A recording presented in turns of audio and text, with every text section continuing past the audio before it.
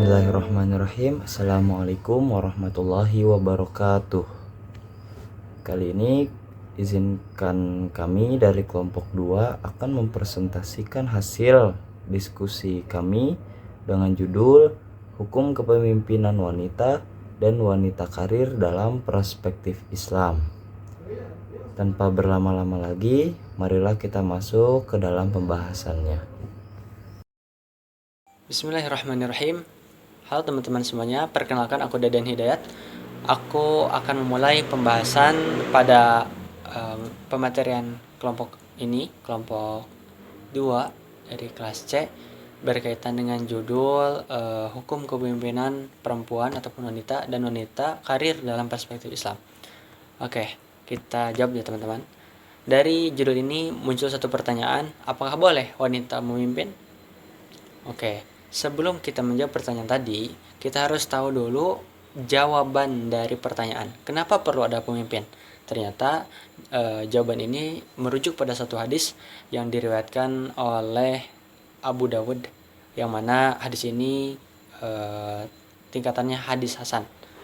Nah, ini hadis bersumber dari dua sahabat mulia Nabi Muhammad SAW, yaitu dari Abu Sa'id dan Abu Hurairah radhiyallahu anhuma. Jadi ada dua periwayatan gitu, ataupun dua orang sahabat yang meriwayatkan hadis ini. Dan hadis ini dikategorikan marfu gitu ya. Bunyinya, idza kharaja salasatun fi safar falyu'ammiru ahaduhum. Artinya, jika ada 3 orang keluar ataupun untuk berpergian, maka hendaklah mereka mengangkat seseorang untuk menjadi pemimpin. Gitu ya. Maknanya gimana? Jadi Rasulullah SAW merintahkan orang-orang yang melakukan safar agar satu di antara mereka menjadi pemimpin. Siapakah yang layak menjadi pemimpin? Yaitu afdaluhum wa azwaduhum ra'yan, yaitu orang yang lebih pandai, yang lebih berkualitas gitu ya, dari segi keilmuan ataupun juga secara pengalaman khususnya ya. Supaya apa? Supaya bisa menghindari kontroversial, permasalahan-permasalahan gitu ya. Jadi meminimalisir resiko terjadinya sebuah hal yang tidak diinginkan gitu ya, ataupun kecelakaan ataupun kekacauan gitu ya. Nah, jadi ada hikmahnya juga gitu dari hadis ini, agar supaya menjadikan ataupun menghadirkan seorang pemimpin di dalam sebuah perkumpulan ataupun di dalam orang gitu, di dalam perkumpulan orang-orang. Dan juga ada faedah-faedah. Yang pertama, safar itu harus ada pemimpin, apalagi dalam kelompok. Yang kedua, kita harus fokus untuk menjaga urusan bersama gitu ya, amal jama'i. Jadi kemaslahatan bersama itu perlu kita jaga, jadi penting. Yang berikutnya juga, yang ketiga adalah wajibnya mentaati pemimpin gitu ya, yang mana berkaitan dengan kemaslahatan di dalam sebuah safar ataupun dalam sebuah urusan. Dan yang ketiga adalah perlunya menyatukan suara di antara perbedaan khilafiyah gitu, ataupun mengambil pendapat yang paling rajih, yang paling bermaslahat gitu untuk semuanya gitu. Nah, sehingga ada pernyataan juga nih, pernyataannya, yaitu seharusnya laki-laki yang memimpin. Kalau tidak bisa, tidak boleh tidak, harus tetap ada yang memimpin, bahkan sekalipun perempuan gitu. Sehingga nanti ada sebuah mind map, ada wanita memimpin, ada berkaitan kepemimpinan dan wanita, dan wanita ini kan jenis kelaminnya gender, ada juga wanita, ada laki-laki. Adapun tentang kepemimpinan, wanita itu yang pertama boleh memimpin wanita dalam kondisi tertentu dengan persyaratan tertentu, atau yang kedua, wanita itu tidak boleh memimpin karena beberapa hal, dan yang ketiga adalah wanita itu harus dipimpin atau butuh pemimpin gitu ya.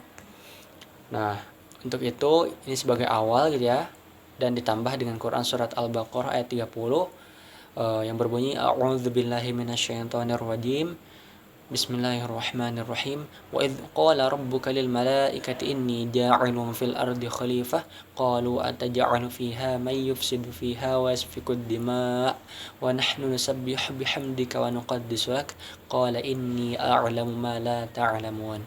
Nah, jadi Allah juga memerintahkan ataupun juga menjadikan kita sebagai khalifah Ya, satu diantaranya adalah perwakilan ataupun juga pemimpin. Mari kita bahas lebih lanjut oleh teman-teman kita. Baik, untuk materi selanjutnya itu mengenai pandangan para ulama terkait wanita itu boleh memimpin gak? Nah, yang pertama itu dari Dr. Syekh Yusuf Al-Qaradawi. Nah, sebelum ke fatwanya, di sini saya akan menjelaskan profil singkat beliau. Jadi beliau itu merupakan ulama internasional, ahli fikih kontemporer.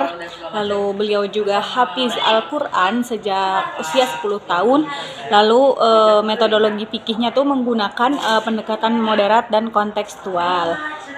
Nah, untuk fokus utama fatwa beliau yaitu Dr. Syekh Yusuf Al-Qaradawi itu yang pertama fatwa beliau itu terkait wanita sangat fleksibel dan menolak larangan mutlak. Nah, beliau juga menekankan keseimbangan antara tuntunan syariat dan kebutuhan sosial modern.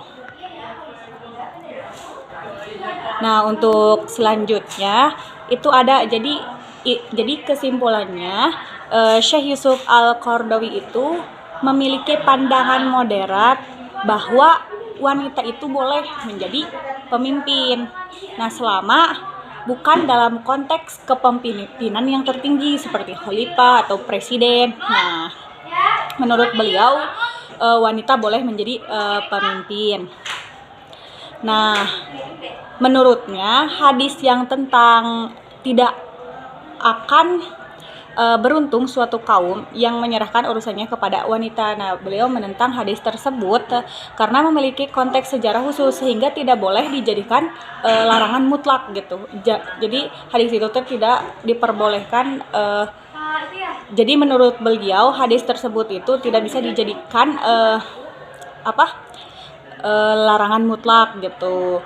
Nah, Al-Qaradawi juga menekankan bahwa tolak ukur kepemimpinan dalam kepemimpinan itu di dalam Islam adalah kemampuan, dari segi kemampuannya, bukan jenis amanah atau bukan jenis kelamin atau gimananya, tapi dari segi dia bisa berkemampuan, dia bisa amanah. Nah, itu yang menjadikan tolak ukur kepemimpinan sendiri. Nah, ia juga menunjukkan contoh sejarah bahwa Nabi Shallallahu Alaihi Wasallam itu bermusyawarah dengan beberapa wanita. Nah, seperti ada Ummu Salamah, terus ada sahabat lainnya seperti Aisyah. Itu tuh yang menjadi rujukan ilmunya gitu. Nah, di situ kita lihat bahwa wanita juga bisa dijadikan pemimpin gitu, bisa diambil kepemimpinannya gitu. Karena itu, nah di sini juga dijelaskan. Jadi karena itu wanita boleh memimpin dalam bidang pendidikan, sosial, ekonomi, politik dan lembaga publik lainnya asal memenuhi syarat. Nah, syaratnya tuh yang berkompeten, terus menjaga syariat, tidak meninggalkan kewajiban keluarga, terus kayak bisa membawa kemaslahatan lah. Nah, jadi kesimpulannya Al-Qaradawi itu melihat bahwa Islam memberikan ruang kepemimpinan bagi wanita selama sesuai dengan syariat dan bermanfaat bagi umat. Nah, untuk selanjutnya itu ada tentang hukum wanita bekerja. Jadi di mana hukum asalnya itu wanita bekerja itu boleh atau jaiz, diperbolehkan. Nah, lahan bekerja disediakan bagi laki-laki dan perempuan itu setara gitu. Jadi dimana sekarang tuh kesetaraan gender tuh mulai ada gitu. Jadi kayak nggak ada laki-laki, nggak ada kayak pangkat laki-laki lebih tinggi, enggak. Kita mas di sini sekarang kita sudah menerapkan kesetaraan gender itu. Jadi lahan bekerja disediakan bagi laki-laki dan perempuan itu secara setara. Jadi mau laki-laki mau perempuan nggak ada tingkat tinggi atau bawahnya.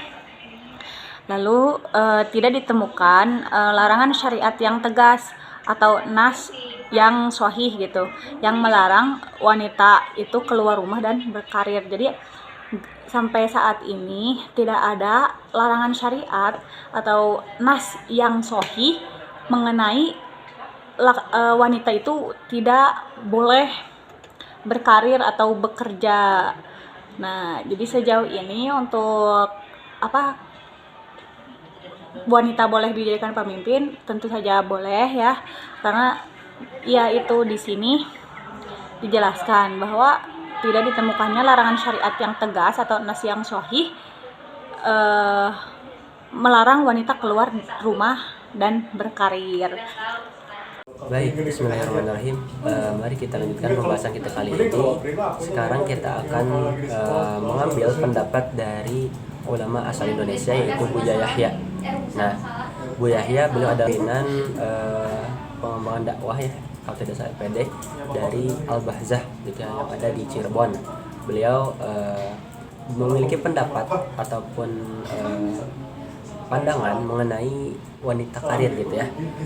Nah, di sini beliau memberikan beberapa batasan syariat ataupun syarat-syarat itu bagi wanita yang ingin berkarir. Nah, khususnya yang pertama adalah izin dari suami gitu. Ini menjadi syarat utama bagi perempuan-perempuan yang sudah menikah gitu ya. Yang pertama, perempuan yang ingin berkarir wajib memperoleh izin dan ridho dari suaminya sebelum bekerja. Yang kedua, dalam penyampaian izin tersebut harus disampaikan dengan cara santun dan kelembutan gitu, karena beliau juga menjelaskan bahwa jangan sampai izin itu dilakukan dengan cara kekerasan ataupun atas keinginan yang tidak terukur gitu ya. Yang kedua adalah tetap menjaga syariat dan kehormatan gitu ya. Maksudnya apa? Yaitu pekerjaan yang akan diambil adalah pekerjaan yang halal dan terhormat.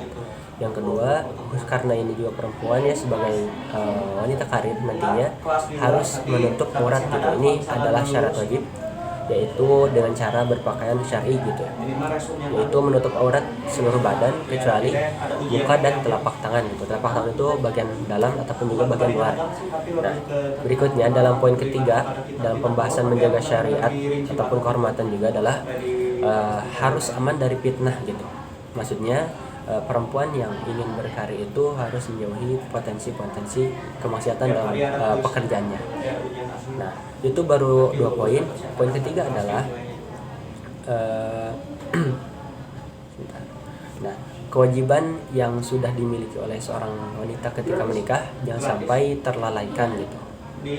Nah, hal ini berarti posisi perempuan tersebut di rumah karena sudah menikah, dia menjadi seorang istri sekaligus juga ibu dan pengurus rumah tangga gitu ya, yang mana tugas ini adalah tugas yang prioritas sebagai pasangan suami istri gitu. Adapun pekerjaan yang di luar yang akan ia duduki atau jabatan tertentu ataupun tugas yang akan dia kerjakan adalah kewajiban kedua gitu. Kewajiban utamanya adalah kewajiban di rumah gitu. Dan berikutnya, pekerjaan ini tidak boleh mengacaukan keharmonisan dan kewajiban dia sebagai perempuan di kehidupan rumah tangganya gitu. Nah, itu syarat ketiga. Syarat keempat adalah menjaga interaksi, khususnya dengan lawan jenis gitu, menghindari ikhtilat gitu ataupun berkhalat gitu ya. Yang pertama maksudnya apa? Wajib membatasi interaksi dengan non mahram gitu ya, karena di tempat kerja nanti si perempuan itu akan berinteraksi dengan orang-orang baik itu perempuan ataupun laki-laki gitu ya, dan laki-laki pun itu ya bukan suaminya ataupun juga bukan keluarganya, sehingga wajib bagi seorang wanita untuk tetap menjaga interaksi ataupun membatasi interaksi dengan lawan jenisnya gitu ya, yang non mahram. Dan yang kedua maksudnya apa? Menghindari khalat, yaitu berdua-duaan dengan lawan jenis di tempat bekerja gitu, apalagi dalam konteks yang di luar pekerjaan, tidak hal urgent gitu. Nah, dan yang ketiga adalah sebagai perempuan juga wajib menjaga pandangan ataupun ghadul basar gitu. Nah, karena ghadul basar itu sendiri bukan hanya diperuntukkan untuk laki-laki, tapi di dalam Al-Quran itu dijelaskan bagi perempuan juga wajib untuk menjaga ghadul basar. Hal ini diwajibkan untuk kemudian bisa menjaga keimanan seorang perempuan ataupun wanita ketika berkarir gitu tempat kerja.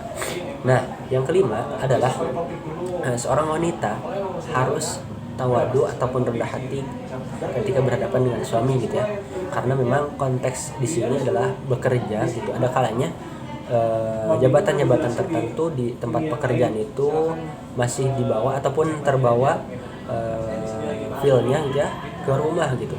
Misalnya ada seorang wanita di tempat kerja, dia posisinya sebagai ketua, misalnya ketua partai politik ataupun ketua kepala sekolah misalnya. Nah, ketika di rumah si wanita itu harus memposisikan diri sebagai seorang istri gitu ya, yang mana harus menghormati seorang suami sebagaimana mestinya gitu. Karena di dalam rumah tangga ada yang namanya hak dan kewajiban.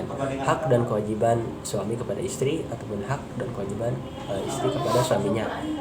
Ya, seperti itu. Sehingga hal ini penting untuk diingatkan ataupun dipahami lebih awal bagi seorang perempuan sebelum masuk ke tempat kerja khususnya.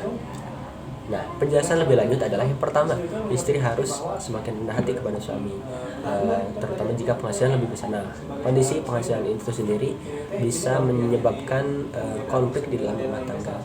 Karena misalnya seorang suami mungkin hanya pekerja petani misalnya, ataupun juga pedagang di pasar, sedangkan si istrinya dia pekerja yang misalkan di jabatan pemerintah ataupun juga di kepala sekolah misalkan tadi, ataupun juga jabatan-jabatan tertentu di tempat kerjanya. Ya, jangan sampai jabatan-jabatan tersebut menjadikan seorang perempuan lupa diri gitu ya. Dia itu siapa, sehingga di setiap tempat itu ada porsinya masing-masing, ada posisinya masing-masing gitu ya. Dan penjelasan berikutnya adalah hal ini kenapa perlu tawadu, karena sebagai pengaman agar tidak timbul kesombongan atau ujub yang merusak rumah tangga gitu ya. Karena baik lagi gitu ya, dalam hal pendidikan khususnya seorang wanita karir itu pada asalnya memang boleh gitu, namun ada beberapa kondisi yang menjadikan berkarir itu sendiri bisa diharamkan, bahkan berkarir itu sendiri bisa diwajibkan, tergantung kondisi rumah tangganya gitu. Terima kasih atas segala perhatian. Assalamualaikum warahmatullahi wabarakatuh. Sekian pembahasan kami pada pertemuan kali ini. Terima kasih atas perhatiannya. Semoga apa yang kita pelajari dapat berguna bagi diri kita dan juga orang lain ke depannya. Dari saya pamit undur diri mewakili kelompok 2. Wabillahi taufiq wal hidayah. Wassalamualaikum warahmatullahi wabarakatuh. Sallallahu ala Muhammad.